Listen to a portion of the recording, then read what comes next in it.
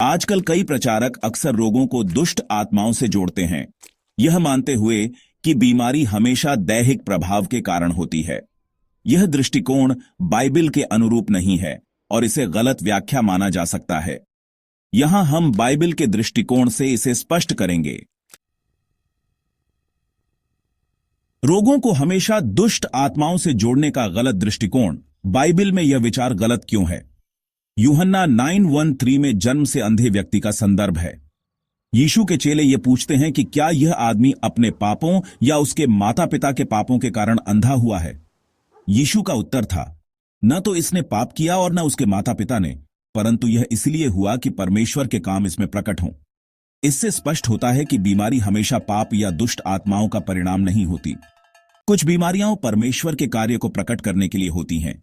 लूका 13 अध्याय 10 से 17 में एक महिला का संदर्भ है जो 18 वर्षों से झुकी हुई थी और यीशु ने उसे सब्बात के दिन ठीक किया। यीशु ने कहा, यह महिला अब्राहम की बेटी है जिसे शैतान ने 18 वर्षों तक बंधन में रखा। क्या इसे सब्बात के दिन इस बंधन से मुक्त नहीं होना चाहिए? यहां यीशु ने शैतान की भागीदारी का उल्लेख किया, लेकिन यह केवल एक विशेष मामले में था, न कि यह एक सामान्य नियम है कि सभी रोगों का कारण दुष्ट आत्माएं हैं।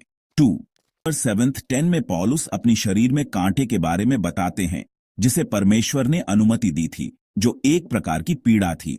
पौलुस का बयान था, इसलिए कि मैं प्रकाशनों की बहुतायत से फूल न जाऊं, मेरे शरीर में एक कांटा चुभाया गया, अर्थात शैतान का एक दूत, कि मुझे घूंसे मारे ताकि मैं फूल न जाऊं। यहां पौलुस अपनी पीड़ा को शैतान के एक दूत के गुस्से के मार के रूप में देखता है, लेकिन वह इसे एक व्यक्तिगत दुख के रूप में स्वीकार करते हैं, न कि एक सामान्य बीमारी के रूप में। इससे यह स्पष्ट होता है कि सभी रोगों का कारण दुष्ट आत्मा नहीं होता। चिकित्सा सहायता की आवश्यकता, चिकित्सा मदद लेने का बाइबल समर्थन। कुलुस्सियों 4:14 में लूका, पौलुस के सहायक, को प्रिय चिकित्सक कहा गया है। यह दर्शाता है कि चिकित्सा और स्वास्थ्य देखभाल ईसाई धर्म में महत्वपूर्ण और सम्मानजनक पेशे हैं। 1 तीमुथियुस 5:23 में पौलुस तीमुथियुस को सलाह देते हैं कि वह अपनी पेट की बीमारी के लिए थोड़ा दखरस पिए। केवल पानी मत पियो, परंतु अपनी पेट और बार बार होने वाली बीमारियों के कारण थोड़ा दाखरास पियो। यह दिखाता है कि पौलुस चिकित्सा उपायों का समर्थन करते हैं और यह कि बीमारियों का इलाज प्राकृतिक उपायों से भी किया जा सकता है, जो उस समय दाख अंगूर का रस पेट के दर्द में काम में इस्तेमाल किया जाता था। हर समय चंगा होना जरूरी नहीं है, चंगा होने में समय लग सकता है। 2 तीमुथियुस 4:20 में पौलुस के स्वास्थ्य के मुद्दे का उल्लेख है। पौलुस कहते हैं, एरास्टस को कोरिंथ में छोड़ दिया और त्रोफिमुस को मैंने मिलेटस में बीमार छोड़ दिया। यहां पौलुस बताते हैं कि यह उनके सेवाकाई के बावजूद उन्होंने किसी को चंगा नहीं किया, और यह दिखाता है कि हर बीमारी या कष्ट हमेशा तुरंत ठीक नहीं हो सकता है। प्रेरितों के काम 3:2-10 में लंगड़े आदमी का चंगा होना वर्णित है।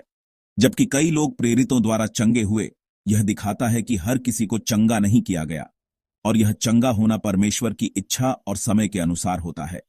रोमियो 8:18 में सहिष्णुता का महत्व बताया गया है।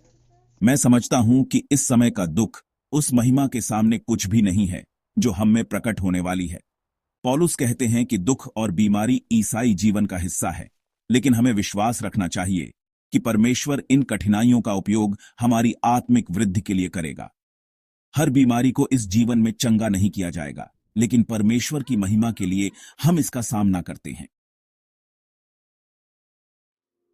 निष्कर्ष यह है कि जबकि बाइबल में यह संकेत मिलता है कि कुछ बीमारियां दुष्ट आत्माओं के प्रभाव से हो सकती हैं, यह कहना कि सभी रोग दुष्ट आत्माओं के कारण होते हैं एक गलत व्याख्या है, जो बाइबल के सही संदर्भ को नजरअंदाज करता है। चिकित्सा उपचार बाइबल में एक सम्मानित तरीका है, और ईसाइयों को डॉक्टर से इलाज लेना चाहिए। परमेश्वर हमें न केवल चमत्कारी तरीके से चंगा करने की क्षमता रखते हैं, बल्कि वह चिकित्सीय सहायता और प्राकृतिक उपचार के माध्यम से भी हमारे स्वास्थ्य की देखभाल करते हैं।